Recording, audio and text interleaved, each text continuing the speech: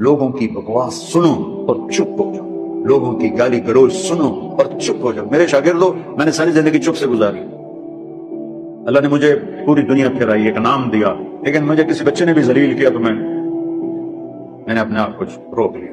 پی جا ایام کی تلخی کو بھی ہنس کے، نہ صرف غم کو سہنے میں بھی قدرت میں مزہ رکھا ہے۔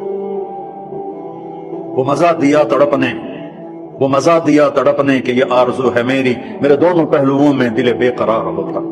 چپ رہنا سیکھو، اس خاص طور پر ماں باپ کے سامنے۔ ماں باپ کی عمر جب ڈھل جاتی ہے تو ان کے سامنے اونچی آواز بھی ان کے دل کو زخمی کر کے رکھ دیتی۔ لا تقل لہما اف، اللہ کہتا اف بھی نہ کرو، اور یہ آواز بلند کرے۔ جس نے جنا ہوتا ہے، جس نے پالا ہوتا ہے، اسے پتا ہوتا ہے غزوتک مولودا ومنتک یافعا تعل بما اجنی علیک وتنحل واذا ذاقتک بالسقم لم